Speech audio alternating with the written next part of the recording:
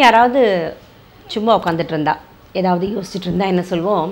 எந்த கோட்டையை பிடிக்க போகிற, என்ன யோசிச்சுட்டு இருக்க அப்படின்னு சொல்லுவோம். நடக்க முடியாத ஒரு காரியத்தை பற்றி யாராவது பேசினா, பெருசாக மனக்கோட்டை கட்டாத, இதெல்லாம் நடக்காது அப்படின்னு சொல்லுவோம். இந்த கோட்டை கட்டுதல், குறிப்பாக மனக்கோட்டை கட்டுதல் ரொம்பவும் முக்கியம். ஒரு விஷயத்தை முதல்ல மனசில் நாம் விஷுவலைஸ் பண்ணணும். இந்த விஷயம் நடக்கும், இந்த விஷயம் நடந்தால் எப்படி இருக்கும். நாம் சொந்தமாக ஒரு வீடு கட்டணும்னு நினைக்கிறோன்னு வைங்க. நாம் கட்டுறதுக்கு முன்னாடி நாம் சொந்த வீடு வாங்கிட்ட மாதிரியும், அந்த வீடு இந்த மாதிரி இருக்கா மாதிரியும், அதில் இன்னென்ன இடத்துல இப்படி இப்படி ஃபர்னிச்சர் போட்டிருக்கா மாதிரியும், அதற்குண்டான திரைச்சீலைகள்லாம் இப்படி அமைச்சிருக்கா மாதிரியும், இந்த மாதிரி சின்ன சின்ன விஷயங்களிலிருந்து மனதிற்குள் நாம் விஷுவலைஸ் பண்ண ஆரம்பித்தால், கோட்டை கட்ட ஆரம்பித்தால்தான் அதை நோக்கி நாம் நகருவோம் என்று சொல்கிறார்கள் உளவியல் நிபுணர்கள்.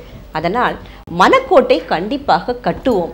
நம் குழந்தைகள் மனக்கோட்டை கட்டினாலும் அவர்களை என்கரேஜ் செய்வோம்.